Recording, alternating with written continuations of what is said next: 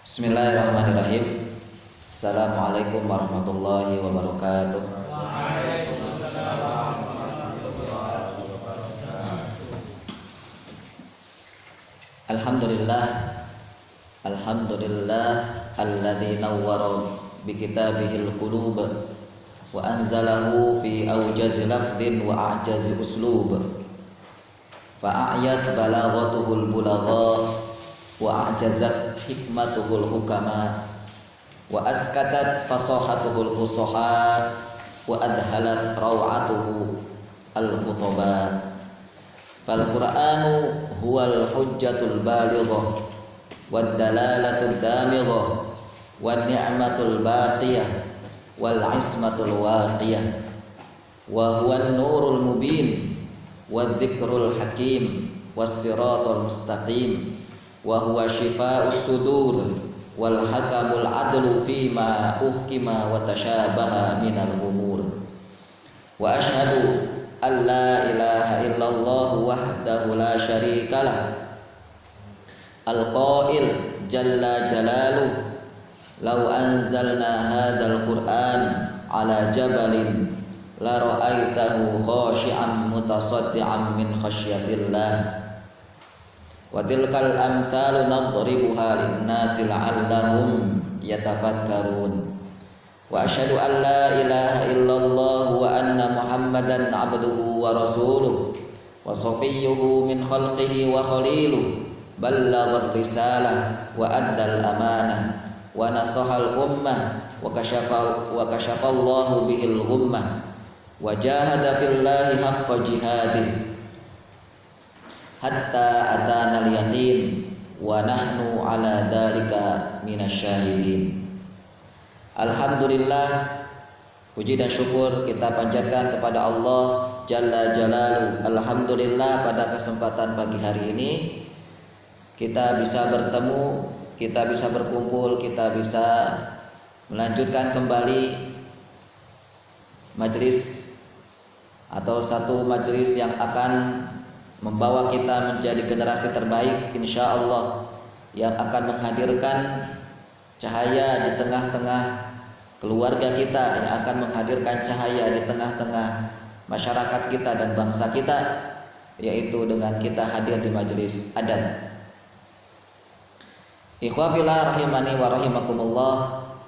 Dan tidak lupa kita juga menguntaikan sholawat dan taslim kepada Rasul Shallallahu Alaihi Wasallam yang telah mengajari kita Islam, mengajari kita menjadi mukmin, muslim dan mukmin yang terbaik.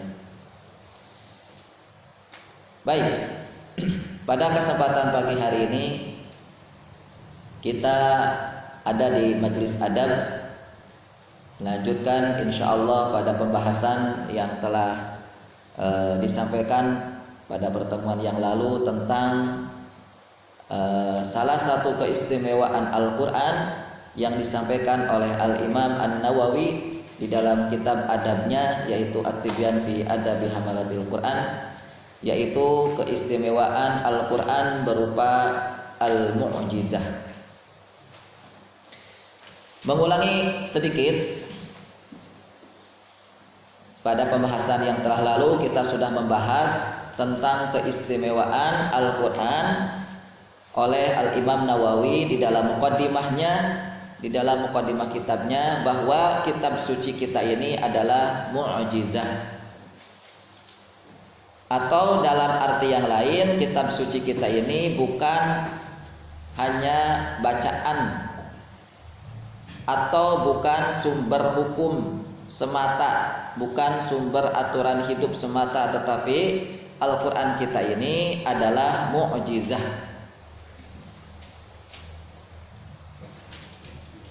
Dan inilah tema yang masih banyak muslimin belum begitu memahami dengan dalam dan merasakannya.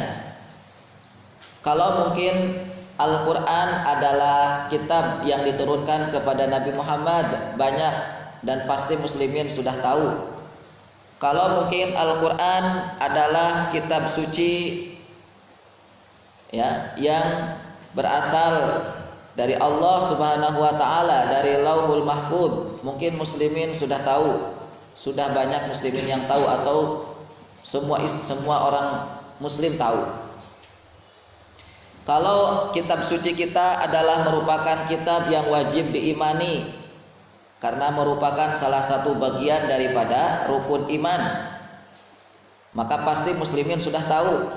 Tetapi kalau Al-Quran adalah mukjizat, maka masih sedikit atau masih kurang banyak orang Islam mengaku muslim, mengaku beragama Islam, namun belum begitu kenal dengan Qur'annya, bahwa Qur'an sebenarnya merupakan mukjizat.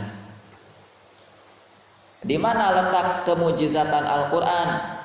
Mana kok kami belum merasakan Al-Qur'an ini adalah mukjizat? Inilah yang sama-sama kita akan pelajari.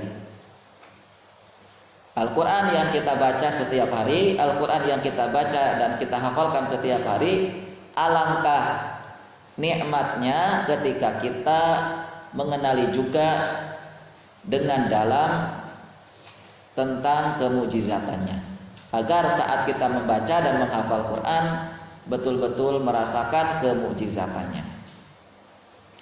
Ikhwah fillah rahimakumullah, salah satu makna dari kata mukjizat yang kita sudah sampaikan kemarin adalah melemahkan. Apa yang dilemahkan?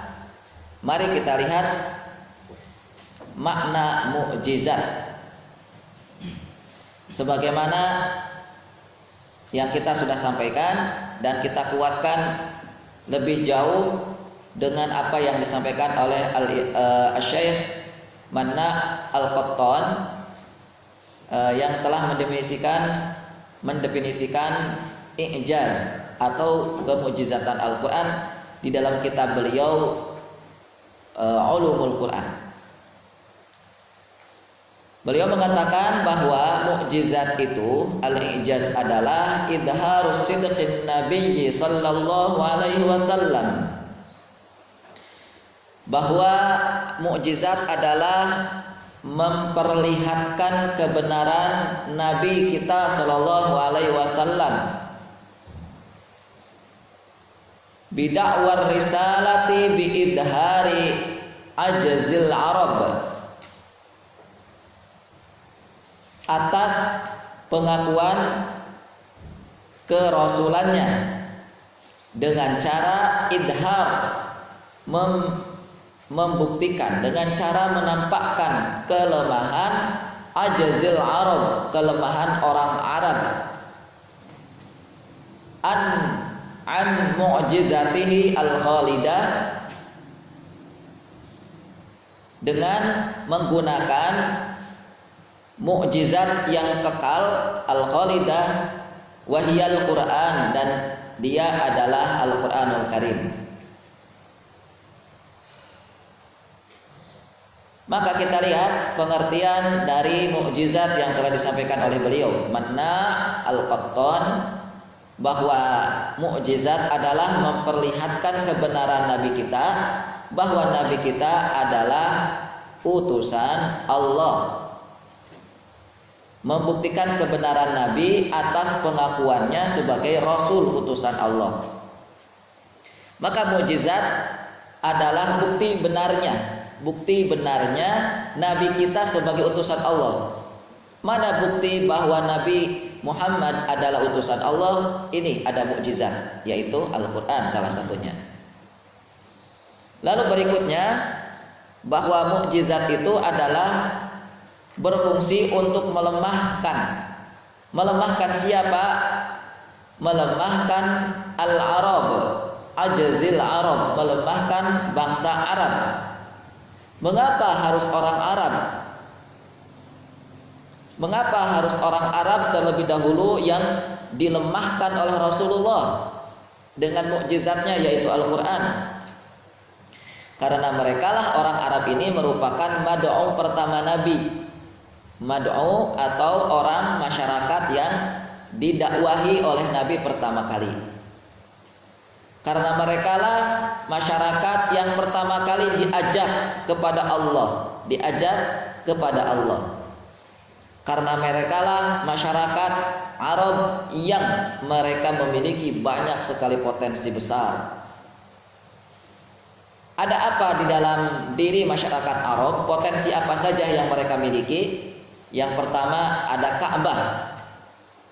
Mereka memiliki sebuah warisan dari millah Nabi Ibrahim alaihissalam. Masyarakat Arab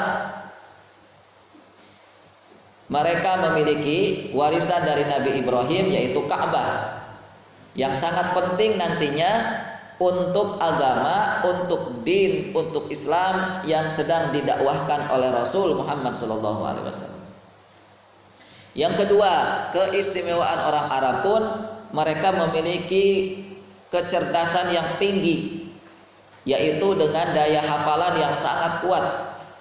Maka merekalah masyarakat Arab sepertinya satu-satunya di muka bumi ini yang hanya bisa menghafal nasab-nasab keturunan dari manusia, keturunan dari sebuah bangsa, ya. Yang itu membuktikan kecerdasan mereka.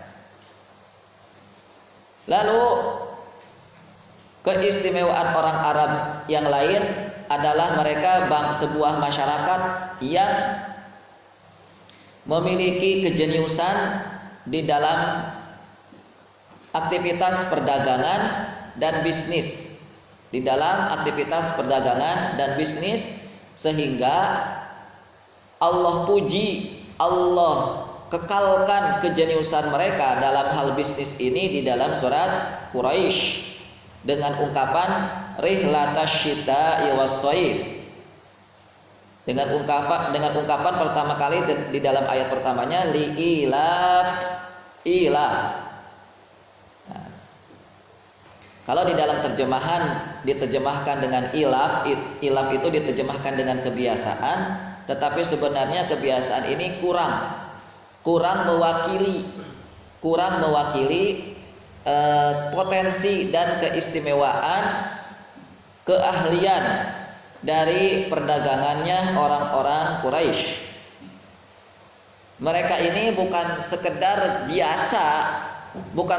biasa lalu lalang dari Mekah menuju Yaman, dari Mekah menuju Syam dan begitu seterusnya, tidak hanya sebagai satu aktivitas yang biasa. Yang itu diterjemahkan di dalam Al-Quran, li'ila fi Quraisyin, ya. Tetapi dalam kata ilaf itulah sesungguhnya ada potensi besar di dalam diri masyarakat Arab, dan itulah salah satu keistimewaan orang Arab. Makanya salah satu atau kenapa yang dibidik pertama kali, yang dilemahkan pertama kali adalah masyarakat Arab. Yang dituju pertama kali, yang didakwahi pertama kali adalah bangsa Arab. Ala kulli hal, tentunya Allah yang Maha tahu mengapa nabi akhir zaman ini, Nabiullah Muhammad SAW itu harus diturunkan di tengah-tengah bangsa Arab. Allah lah yang Maha tahu. Hanya kita bisa mengambil pelajaran-pelajarannya. Membuktikan kelemahan bangsa Arab yang berikutnya adalah tentang satu kemahiran, tentang satu keahlian yang sangat begitu diagungkan, yang begitu membudaya di tengah-tengah masyarakat Arab, yaitu syair.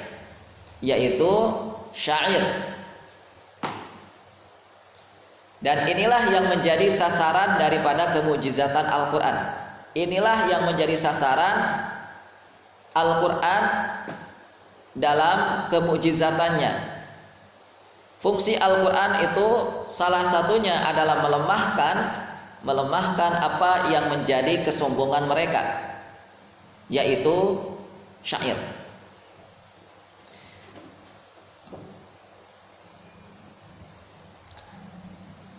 Karena bagi bangsa Arab bahwa syair adalah huwa min ahammil fununil arabiyyah. bangsa Arab, bagi mereka bahwa syair itu adalah bakat yang paling penting. Salah satu bakat yang terpenting bagi orang Arab itu adalah syair. Yang mana mereka biasa gunakan yastakhdimuhu syu'ara, orang-orang atau para penyair biasanya menggunakan untuk at-ta'bir, untuk mengekspresikan agradihim, tujuan mereka, untuk mengekspresikan tujuan-tujuan mereka, wa afkarihim, ide atau pemikiran mereka, masyairihim wa masyairihim, mengekspresikan rasa dalam diri hati mereka, mengekspresikan perasaan mereka, wa khawatirihim, mengekspresikan rencana-rencana mereka, wa amalihim, mengekspresikan cita-cita mereka, wa alamihim, yang pertama tadi wa amalihim yaitu cita-cita, yang kedua wa alamihim, mengekspresikan rasa sakit dalam diri mereka. Jadi syair itulah yang menjadi alat kemahiran yang mereka miliki untuk itu. Ya. Untuk apa yang mereka rasakan, untuk apa yang mereka cita-citakan, mereka ingin bercita-cita apa, mereka gunakan dengan syair. Apa yang mereka ingin rencanakan, mereka gunakan dengan syair. Mereka ingin menakut-nakuti musuh, mereka ingin membuat sedih musuh, menggunakan syair, dan begitu seterusnya.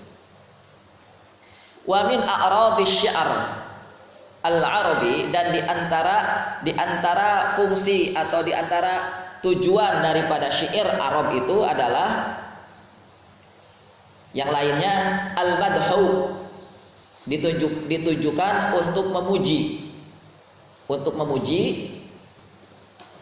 kemudian ar-ratha'u untuk meratapi.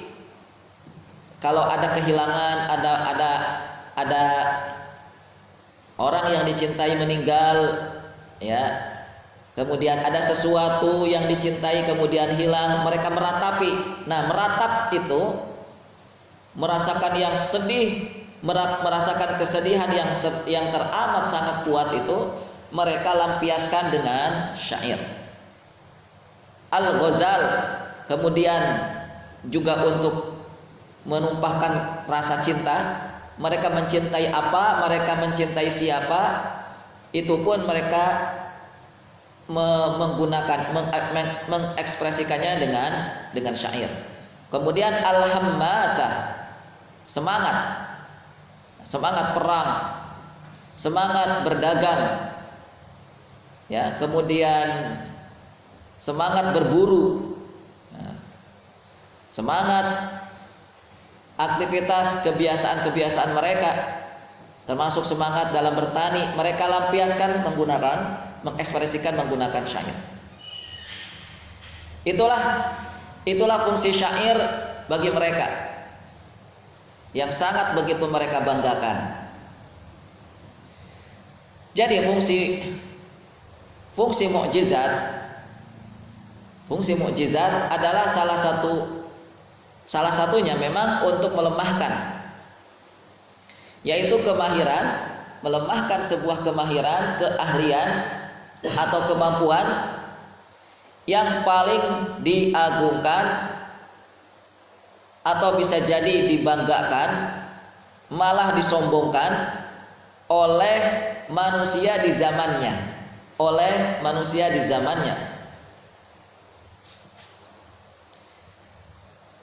Atau kemahiran ini, keahlian ini bisa juga dijadikan sebagai tandingan Al-Quran. Nih, Al-Quran punya apa? Kami juga punya. Al-Quran apa kemahirannya? Apa keistimewaan Al-Quran? Kami juga punya. Ya. Nah, kemahiran, keahlian, keistimewaan yang itu menandingi Quran, itulah kemahiran-kemahiran itulah, keahlian-keahlian itulah yang dilemahkan oleh Quran, yang dilemahkan oleh Al-Quranul Karim. Jadi teman-teman yang dimuliakan Allah, ketika Al-Quran itu diturunkan, pada saat itu kondisi bangsa Arab sedang berada dalam puncak yang sangat tinggi dalam bidang bahasa dan dalam bidang sastranya. Seperti hari ini, kalau hari ini zaman modern yang katanya disebut dengan zaman modern hari ini, puncak yang memuncaki hari ini adalah teknologi, sains, media sosial. Itulah puncak yang ada hari ini. Kalau dulu puncaknya yang sangat tinggi di sejarah peradaban bangsa Arab khususnya adalah syair atau bahasa dan sastra mereka. Nah, sehingga bangsa Arab betul-betul sangat membangga-banggakan bahasa dan sangat membangga-banggakan karya sastra mereka. Dan kemujizatan Al-Quran itu tidak ada lain, memang diturunkan Allah untuk menundukkan kesombongan itu, untuk menundukkan kebanggaan bangsa Arab atas bahasa mereka.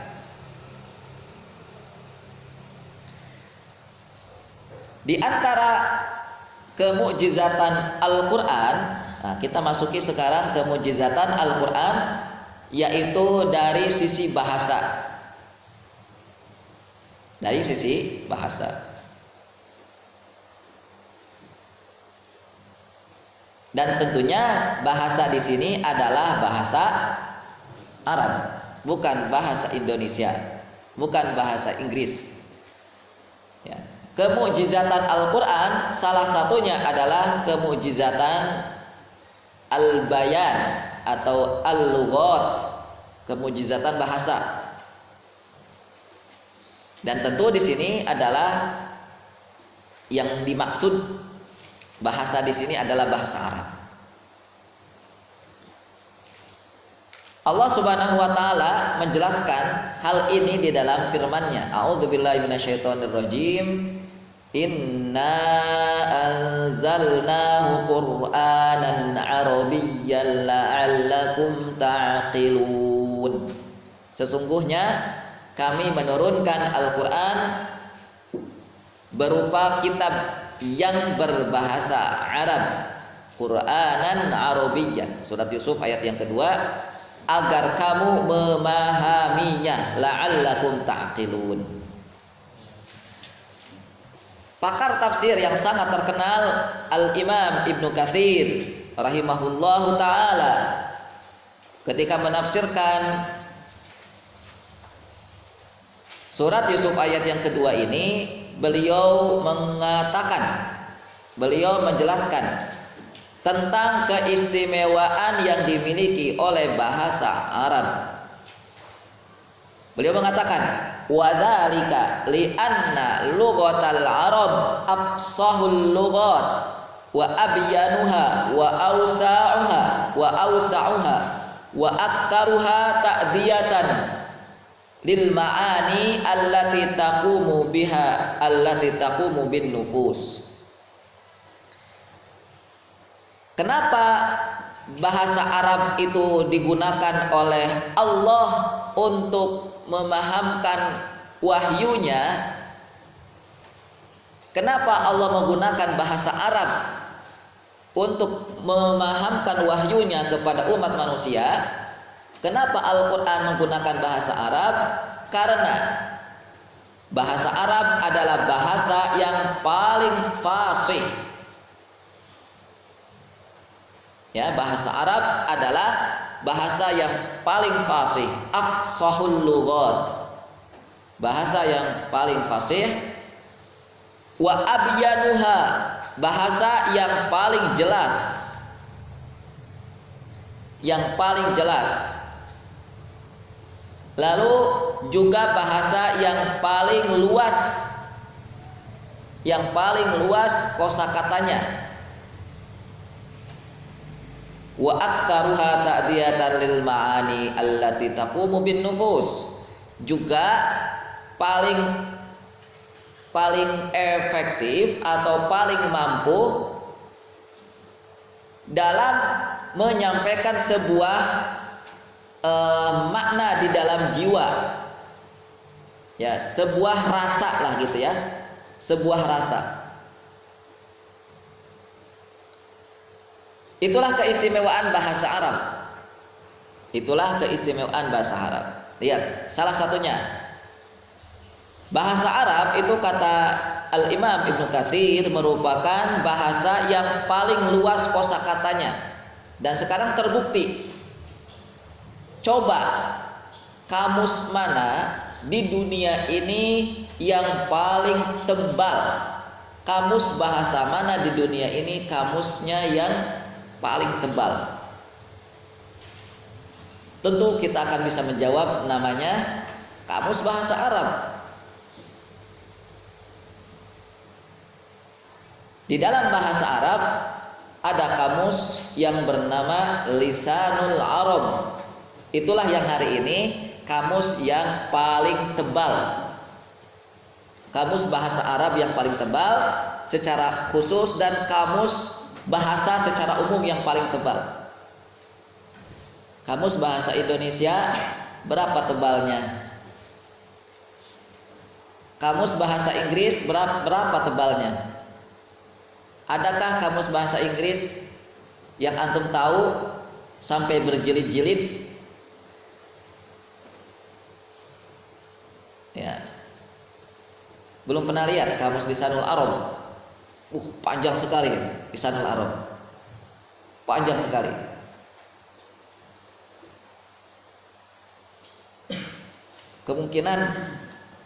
Kemungkinan ada dari sini kalau saya pernah lihat ya. Ini seukuran karpet ini. Berjilid-jilid, panjang.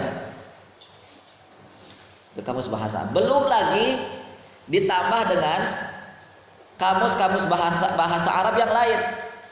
Kamus bahasa Arab itu bukan hanya kamus Lisanul Arab. Para ulama sudah membuat karya kamus-kamus yang lain. Jadi kamus bahasa Arab itu bukan hanya kamus namanya Lisanul Arab yang ditulis oleh Al-Imam Al-Mundhir. Al-Imam Al-Mundhir. Ya. Banyak sekali para ulama menulis kitab-kitab atau kamus-kamus bahasa Arab. Coba kalau kamus bahasa Arab itu dikumpulkan, ada Lisanul Arab, ada yang lain. Wah, itu sudah mungkin kalau apalagi perpustakaan itu udah nggak cukup itu. Udah nggak cukup. Ditambah lagi kamus bahasa, namun kamus bahasa Arab, namun bahasanya ini mengambil bahasa-bahasa Al-Quran. Jadi begini, ada sebuah kitab, ya, ada sebuah kitab seperti kamus, namun bahasa yang bahasa yang dijelaskan di situ adalah bahasa Arab, ya, tentunya bahasa Arab yang merupakan ayat-ayat Al-Quran. Misalnya ya, ada kamus bahasa Arab yang menjelaskan tentang apa bedanya antara fanfajarat di dalam surat Al-Baqarah dengan fambajasat. Itu ada kamus sendiri, kamus bahasa Arab. Apa bedanya fanfajarat dengan fambajasat? Ya. Apa bedanya antara ulufun dengan apa bedanya dengan alfun? Alaf. Ya, alaf itu adalah 1000. Bukan 1000, beribu-ribu. Uluf itu juga beribu-ribu.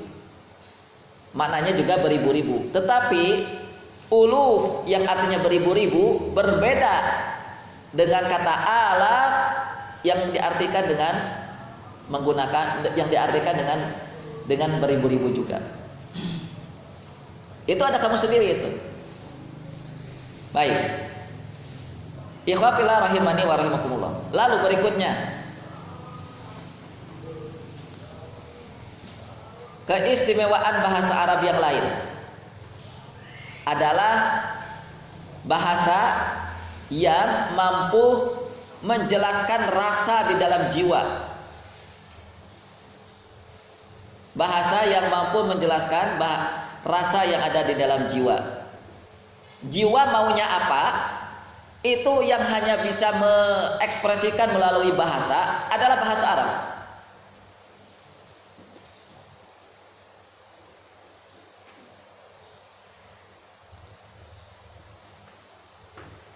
Kalau kita lihat begini saja, ya kita lihat misalnya bahasa Indonesia. Salah satu kelemahan bahasa Indonesia adalah bahasa yang kurang dalam kosakata. Buktinya apa? Buktinya salah satunya ini. Bahasa Indonesia kurang cukup kosakatanya untuk menjelaskan, jangankan menumpahkan rasa dalam jiwa,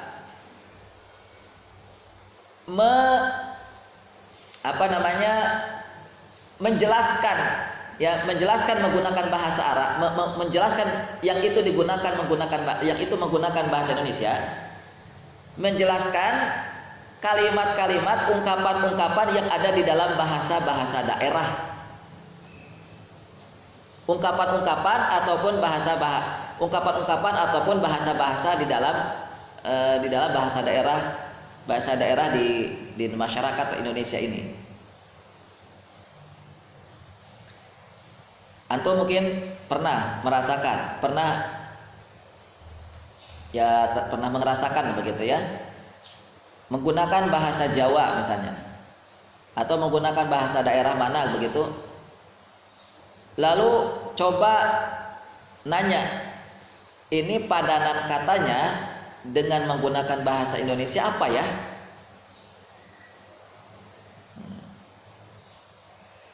Itu menggunakan padanan bahasa Indonesia enggak cukup gitu. Ya, tidak ketemu. Apa contohnya? Lihat. Mohon maaf ya, karena saya orang Sunda, maka saya sampaikan kalimat-kalimat di dalam istilah-istilah di dalam bahasa Sunda tentang jatuh. Jatuh di dalam bahasa Indonesia cuma satu kan, jatuh. Kalau bahasa Sunda banyak. Jatuh itu bisa tijuralit, jatuh itu bisa tijalike, jatuh itu bisa tisoledat, macam-macam dalam bahasa Indonesia, bahasa Sunda itu. Tijuralit juga jatuh, tisoledat juga jatuh, tijalike juga jatuh. Coba lihat apa dimaknakan menggunakan bahasa Indonesia? Nggak ada. Cuman kita bisa menjelaskan begini. Kalau tisoledat itu jatuh lantaran terpeleset, nah gitu. Kalau tijuralit itu jatuh saya juga lupa ininya, maknanya. Kalau tijalike misalnya jatuh, misalnya ini kita lagi jalan, kemudian tiba-tiba keseleo gitu.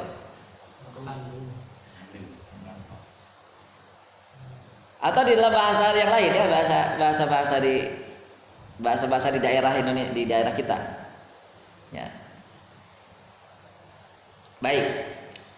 Itulah beberapa padanan-padanan yang padanan-padanan kata di dalam bahasa daerah yang sulit diterjemahkan menggunakan bahasa Indonesia. Apalagi rasa, ya. Rasa memang kan tidak terbatas kan? Namanya rasa itu ada di dalam apa? Rasa itu ada di dalam hati. Hati itu nggak berbatas. Kalau kita menyukai sesuatu, maka padanan kata di dalam bahasa Indonesia kira-kira ya cinta atau suka. Cinta, suka, apalagi? Yang makna-makna yang semisal cinta, suka, sinonim. Cinta, suka, senang. Apalagi? Nah, cinta, suka dengan senang itu kan dalam bahasa kita, bahasa Indonesia. Itu lain makna kan? Lain makna. Makna cinta dengan makna suka, maknanya lain apa beda? Maknanya beda sama apa sama? Beda kan? Nah, untuk mengungkapkan cinta saja di dalam bahasa Arab itu bisa sampai menggunakan beberapa kosakata yang banyak. Ya. Suka, ya, bisa menggunakan kata uhibbu, ya.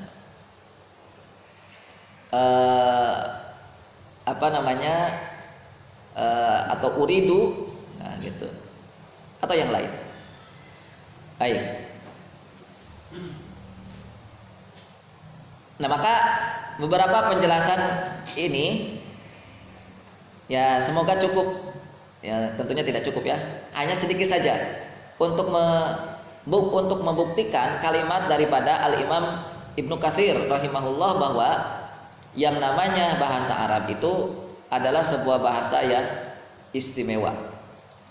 Bahasa yang sangat istimewa, yang itu hanya pantas untuk dijadikan sebagai panduan untuk mengantarkan, memahamkan kalimat-kalimat Allah atau wahyu-wahyu Allah bagi hamba-hambanya, yaitu manusia utamanya.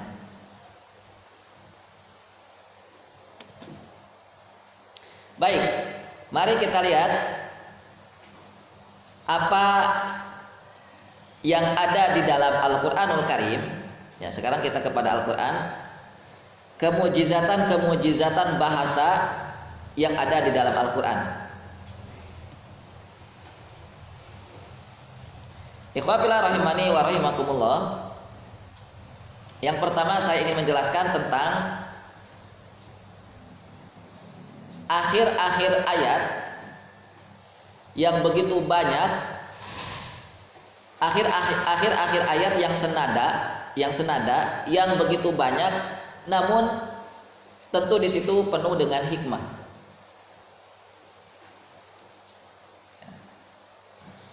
Akhir-akhir ayat, contohnya surat Al-Asr misalnya, wal 'asr innal insana lafi khusr illal ladzina amanu wa 'amilus solihati wa tawasau bil haqqi wa tawasau bis sabr. Akhir-akhir ayatnya menggunakan apa itu? Ro semua kan? Lanjut, misalnya surat Al-Fil, alam tara kaifa fa'ala rabbuka bi ashabil fil alam yaj'al kaidahum fi tadlil wa arsala 'alaihim tayran ababil tarmihim bihijaratin min sijil faja'alahum ka'asfin ma'kul. Semuanya apa? Lam semua. Satu lagi. Saya ingin jelaskan satu lagi, yaitu surat Al-Kautsar. Inna a'tainakal kautsar fasholli lirabbika wanhar inna syani'aka huwal abtar. Apa yang sama di sini akhir-akhir ayatnya? huruf ro.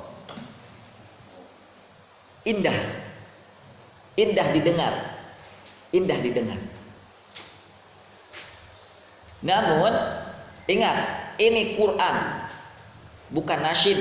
Ini Quran, bukan puisi. Ini Quran, bukan syair. Ini Quran, bukan lagu. Keindahan di dalam Al-Quran bukan hanya satu-satunya keistimewaan, ya, tetapi di balik keindahan Al-Quran, yaitu diantaranya senadanya akhir-akhir ayat ini adalah hanya segelintir, hanya nggak seberapanya keindahan Al-Quran itu. Di balik keindahan Al-Quran, selain daripada indahnya Al-Quran tadi, yang akhir-akhirnya itu huruf ro, akhir-akhirnya huruf lam, diakhiri semuanya huruf nun, diakhiri semuanya huruf mim. Itu tuh di situ banyak sekali, masih banyak keindahan-keindahan bahasa yang lain.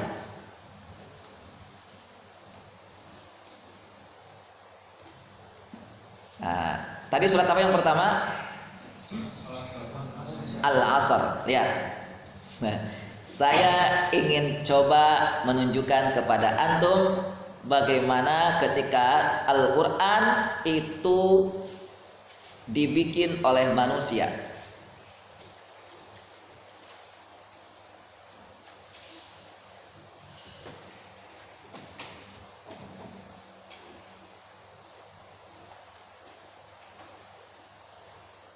Al-Asr tadi gimana? Wal asr. Demi masa. Innal insana lafi khusr. Sesungguhnya manusia itu berada dalam kerugian. Illal ladzina amanu, dan seterusnya itu ya. Dulu kan ada yang pernah mau buat Al-Quran. Namanya siapa? Musailamah Al-Kadzdzab. Lihat bedanya.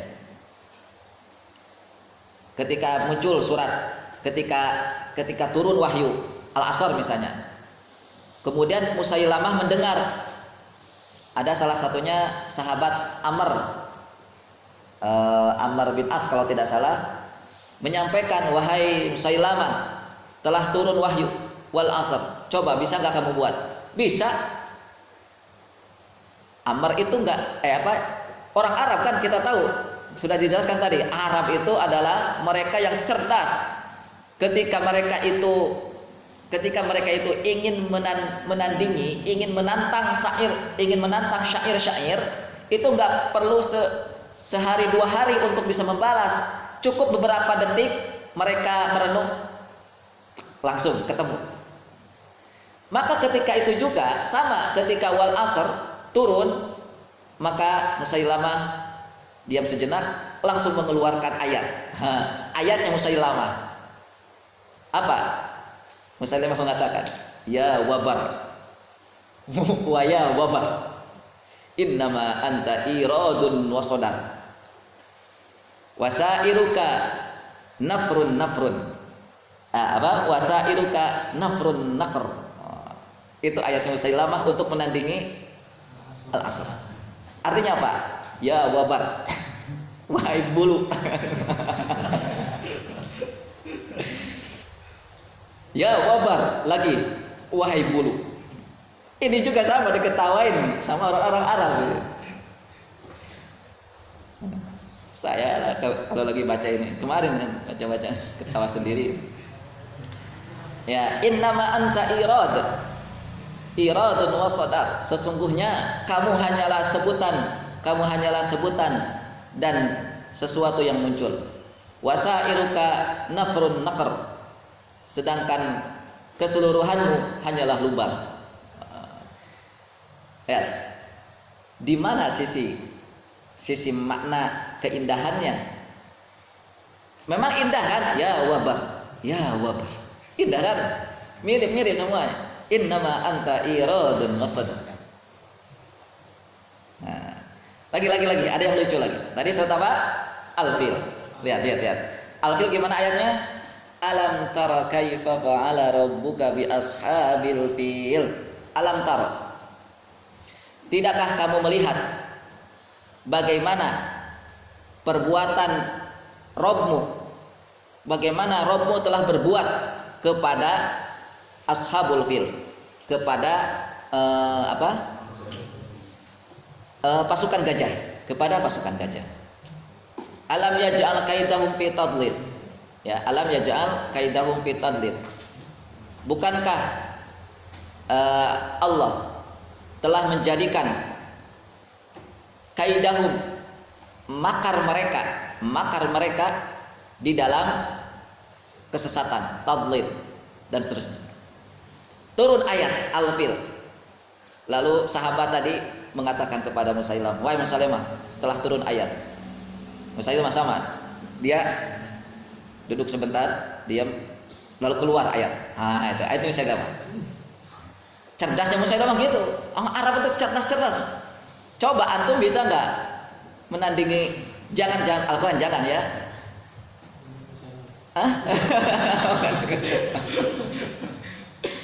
Sudah antum buat puisi lah pakai bahasa Indonesia. Coba saling berbalas. Kan belum tentu bisa langsung ketika itu juga kan. Mau membalas pun harus sebentar, nunggu sehari dulu ya. Enggak usah gitu kalau kita ya. Lihat. Apa yang dikatakan oleh si Musailamah? Al-fil. Mama adraka mal fil. Lahu zulumun tawil. Inna dzalika min khalqin rabbina al-jalil. Al-fil. Wa ma adraka mal fil. Lahu danabun wabir wa khurtumun tawil. Kan ini kan kata Musailamah, aku juga bisa. Dia bilang begitu. Enggak. Lihat artinya apa? Al-fil, gajah. Wa ma adraka mal fil. Dan tahukah kamu apa itu gajah? Ya, lahu zulumun tawil. Zulumun tawil, dia gajah yang memiliki belalai yang panjang. Lah ini kan kayak anak-anak kan dia mah menerangkan kondisi gajah itu. Inna dzalika min khalqi rabbinal jalil. Katanya begitu. Sesungguhnya dia itu hasil daripada ciptaan. Nah, ini lumayan lah, Rabbina, ciptaan dari Rabb kita yaitu Al-Jalil, yang Maha Kuasa. Al-fil, lagi, wahai gajah. Wa ma adraka mal fil. Dan tahukah kamu apa itu gajah? Tahu enggak gajah?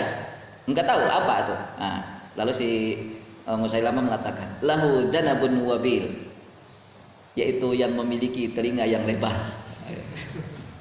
Wa khurtumun tawil, yang memiliki hidung yang panjang. Itu belalai maksudnya. Nah cuma begitu toh, lihat. Kalau diterjemahkan begitu. Ya.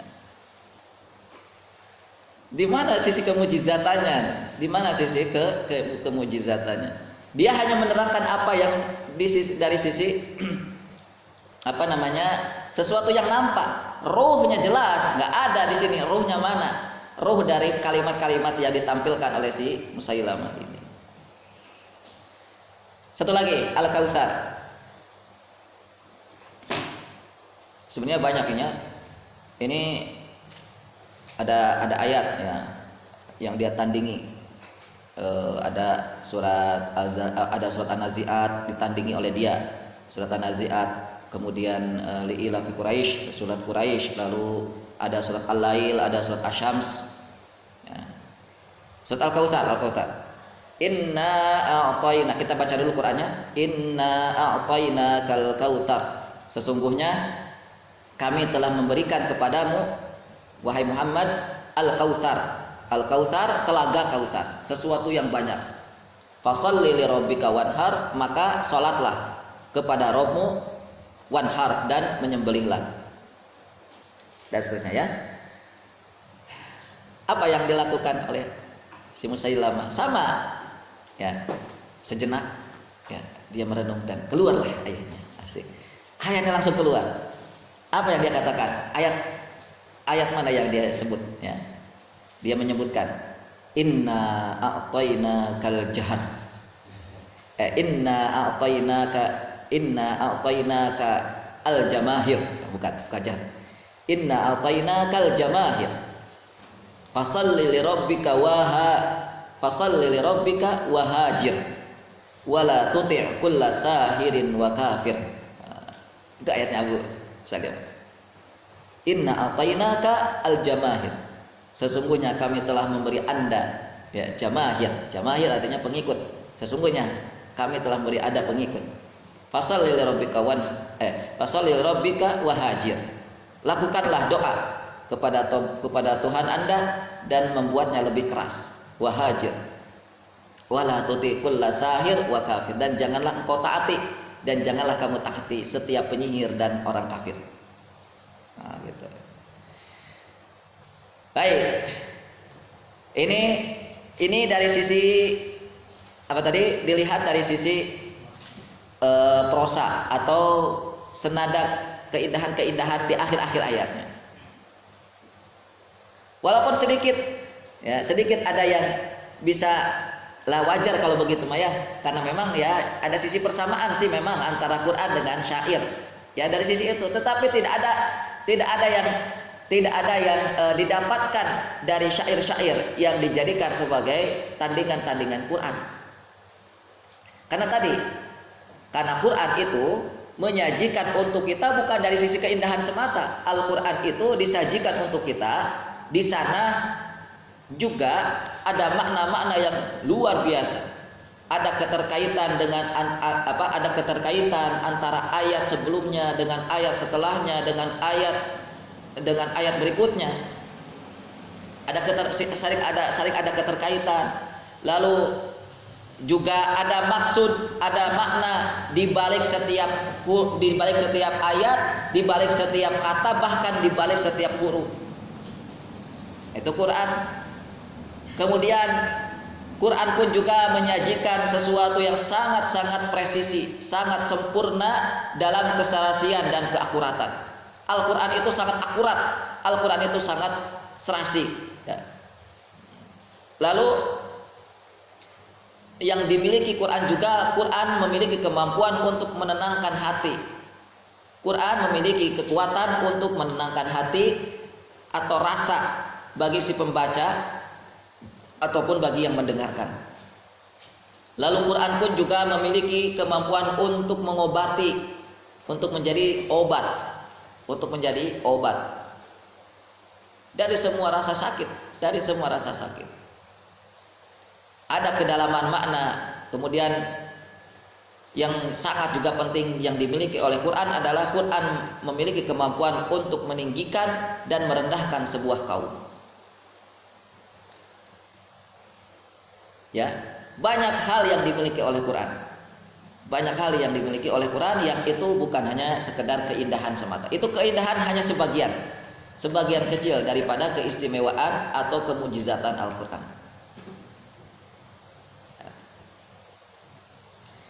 Berikutnya, mari kita masuki tentang keistimewaan Al-Quran dari sisi pilihan kata. Nah, maka sekarang saya coba ingin terangkan kepada antum untuk dimulai dari surat Al-Baqarah ayat 261. Surat Al-Baqarah ayat 261, tolong dilipat karena saya ingin menyuruh antum untuk membuka lagi surat Yusuf ayat 43.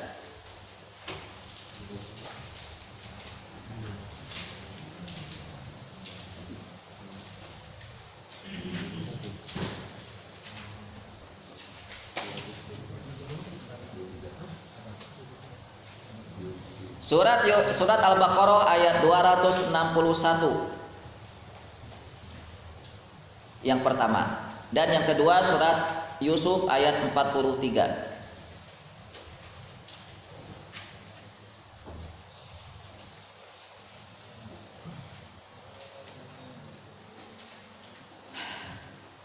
Kita lihat dari artinya dulu ya, sebelum kita masuki ke bahasa Arabnya atau ke Qur'annya.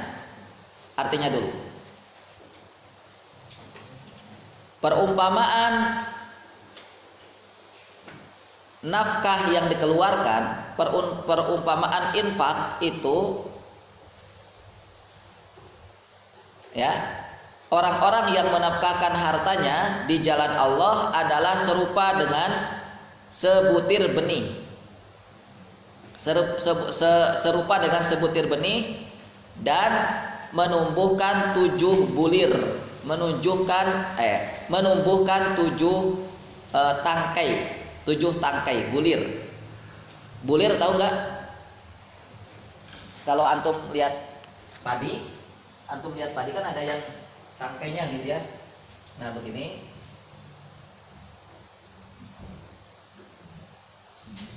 Kayak gitulah ya. Ini kan padi. Banyak di sini kan tangkai-tangkainya. Ini seperti itu.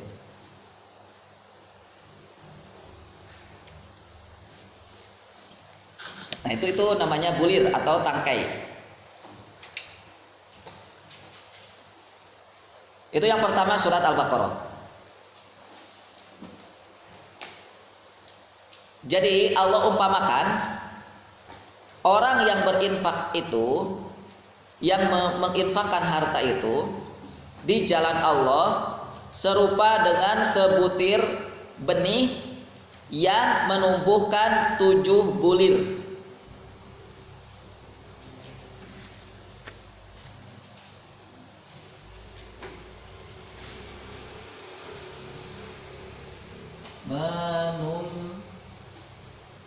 Menumbuhkan 7 bulir.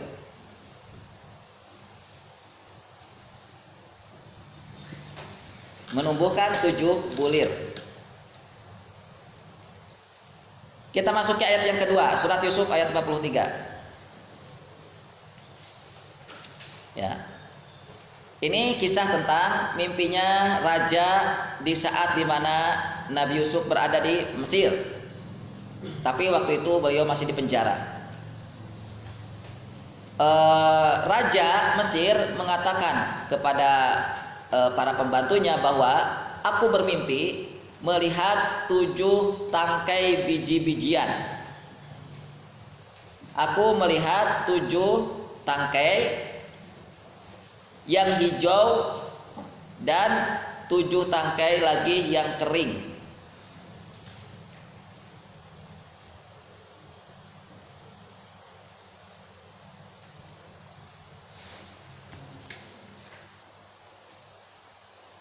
Melihat 7 tangkai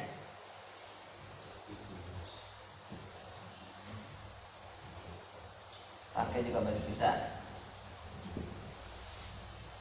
yang hijau dan yang kering ya.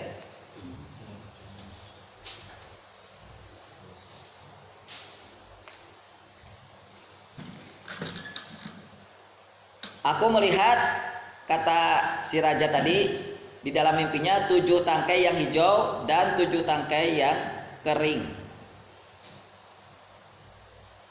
Yang pertama tadi surat Al-Baqarah menumbuhkan 7 bulir, menumbuhkan 7 tangkai.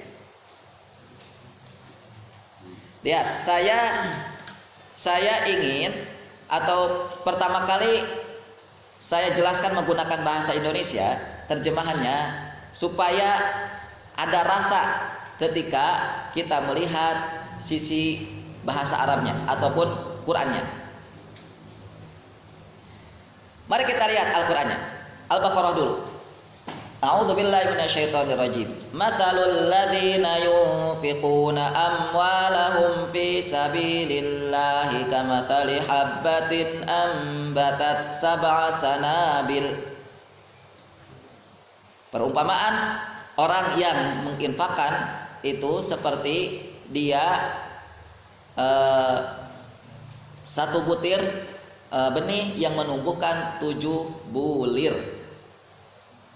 7 bulir atau 7 tangkai ini Quran menggunakan ungkapan dengan sab'a sanabila. Sanabila.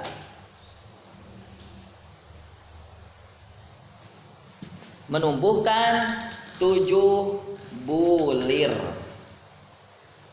Lalu kita masuki surat Yusuf, bahwa si raja tadi melihat dalam mimpinya ada 7 tangkai yang hijau dan 7 tangkai yang kering. 7 tangkai di sini si raja menggunakan Al-Quran menggunakan dengan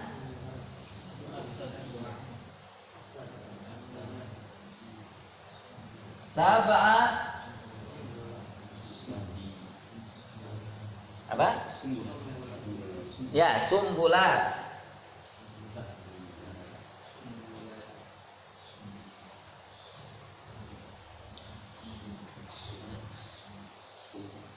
Sumbulat.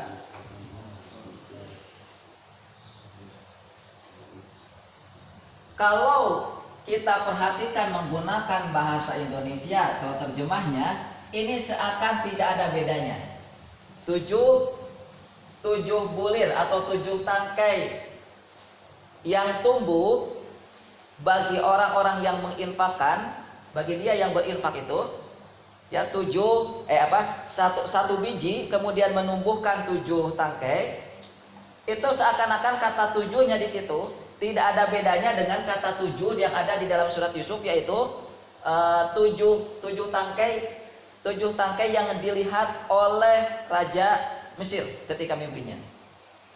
Tapi kalau kita melihat bahasa Arabnya, tentu dia menggunakan kata yang berbeda. 7-nya sama tapi bulirnya beda. 1 sanabil, 2 sunbulat. 1 sanabil, 2 sumbulat. Sama-sama berarti tangkai. Sama-sama berarti bulir atau tangkai.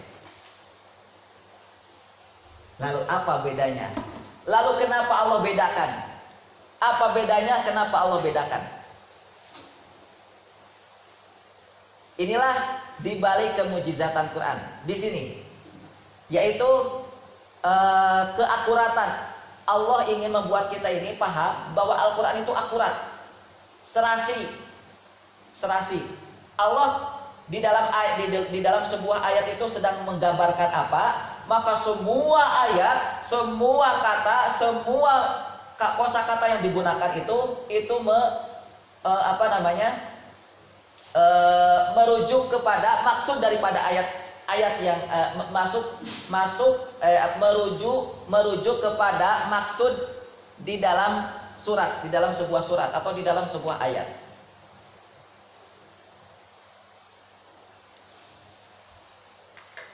Sumbulat ya dengan sanabil adalah di dalam bentuk atau di dalam bahasa Arab merupakan bentuk jamak. Di dalam bahasa Arab itu merupakan bentuk jamak. Jamak artinya banyak. Jamak artinya banyak. Di dalam bahasa Arab atau di dalam bahasa Indonesia, arti banyak itu seperti apa? Untuk menunjukkan sesuatu itu banyak.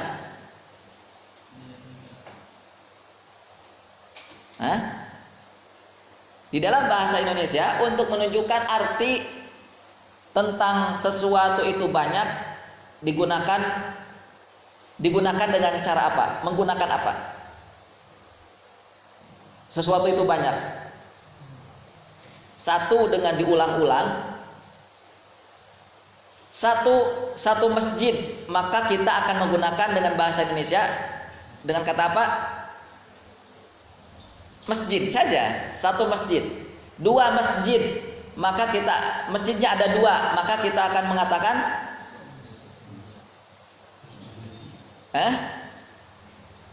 maka kita akan mengatakan 2 masjid. Kalau masjidnya banyak, kita akan mengatakan apa? Masjid-masjid. dengan menggunakan bahasa Indonesia itu diulang.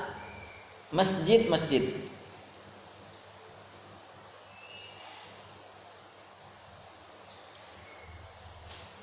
Di dalam bahasa Indonesia juga untuk mengartikan kata banyak, ya, untuk mengartikan kata banyak juga menggunakan kata banyak, ya juga menggunakan kata banyak itu. Lihat, tapi di dalam bahasa Arab, di dalam bahasa Arab pun ada kata pengulangan. Tetapi pengulangan di dalam ayat, di dalam sebuah ayat, pengulangan di dalam sebuah ayat itu berbeda dengan pengulangan di dalam bahasa Indonesia. Ya. Kalau di dalam bahasa Indonesia pengulangan itu berarti sesuatu yang banyak. Kalau di dalam bahasa Arab belum tentu. Belum tentu. Nah, di sini di dalam bahasa Indonesia, di dalam bahasa Arab untuk mengartikan sesuatu itu banyak, untuk mengartikan sesuatu itu menunjukkan makna bahwa itu banyak, maka Al-Quran menggunakan bahasa Arab menggunakan kata jamak. Kata jamak. Di dalam bahasa Arab, jamak itu ada dua. Ada jam'ut taksir, ada jam'u salim. Di dalam bahasa Arab ada jam'ut taksir, jam'u taksir pakai sin, ada jam'u salim. Kalau jam'u salim kita sering mendengar dengan jama' mudzakkar salim atau jama' muannats salim. Ya. Baik, sedikit-sedikit kita belajar bahasa Arab ya. Di dalam bahasa Arab, jama' taksir dengan jama' salim tadi itu mengandung perbedaan. Mengandung perbedaan.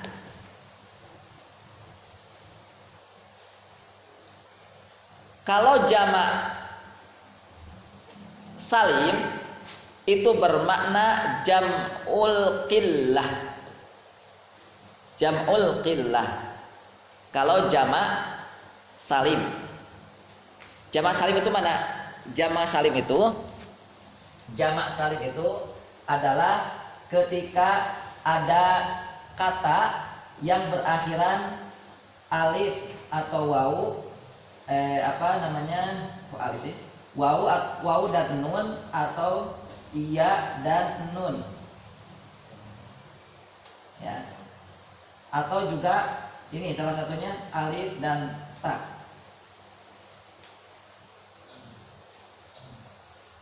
Kalau muslim satu orang, muslim, maka kalau kita ingin mengatakan muslim banyak, muslimun, pakai wawu di sini. Ya, ini tinggal disambung di sini, muslimun. Atau muslimin, atau muslimat. Ada dalam ayat? Kalau kita ingin mengatakan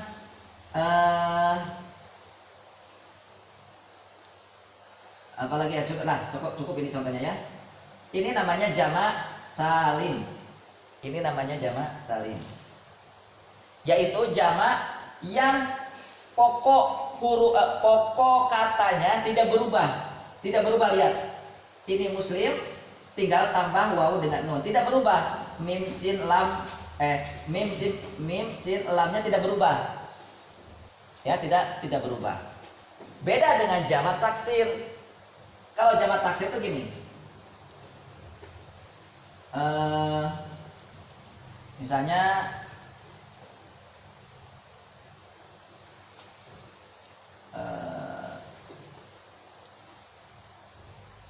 jamak taksir itu misalnya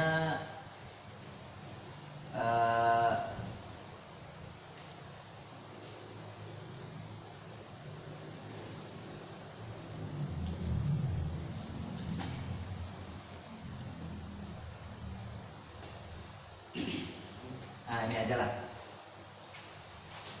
masjid. Masjidun. Ini satu masjid. Kalau masjid yang banyak, masjidnya banyak, tapi menggunakan jamak taksir, ini nanti hurufnya berubah menjadi apa? Masajid. Nah, gitu. Jadi rusak akhirnya kan. Kalau ini tetap aja mim sin lam tetap bergabung di sini. Nah, gitu. Ini masajid, ini artinya masjid-masjid yang banyak tetapi menggunakan jamak taksir.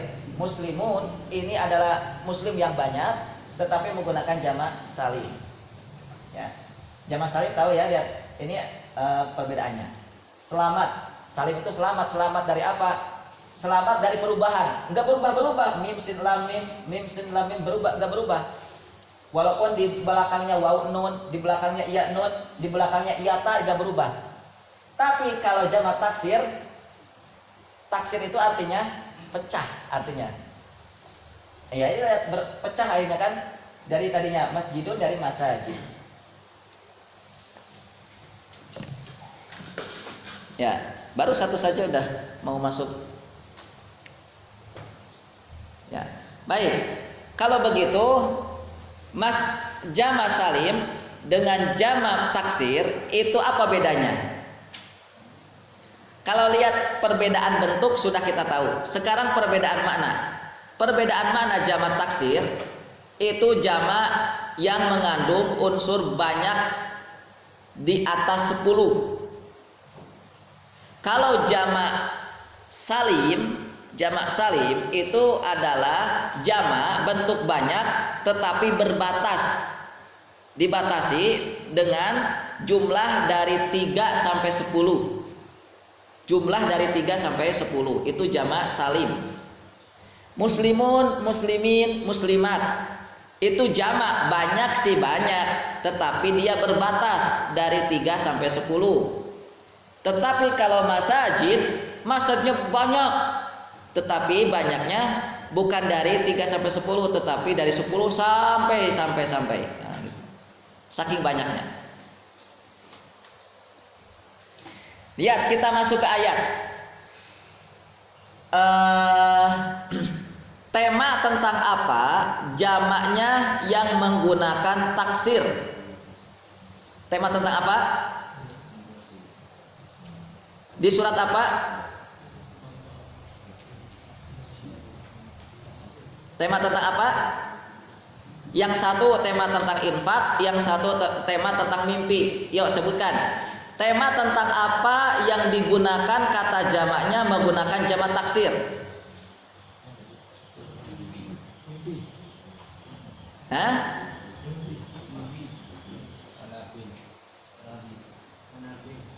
Oh, saya belum. Ini mufradnya itu sunbulan. Habis. Sunbulan.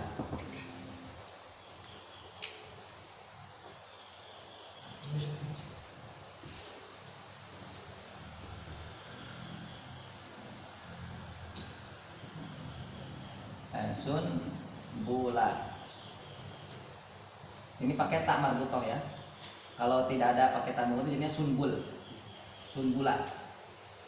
Ini satu bulir. Nah, ini mufradnya.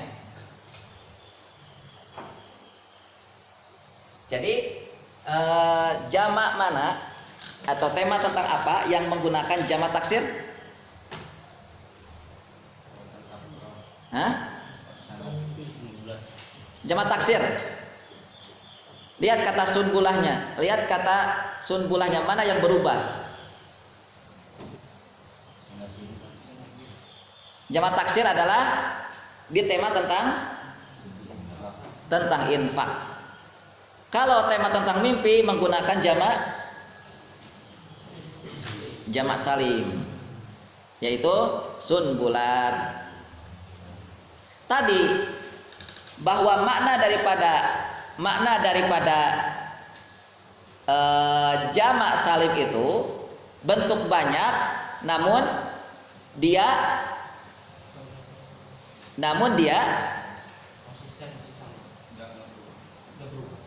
ya, untuk jumlahnya 3 sampai 10. Kalau jamak taksir di atas 10. Coba saya ingin menguji antum tentang tadabbur ayat ini. Apa yang bisa antum pelajari dari sab'a sunbulat dengan sab'a sanabil?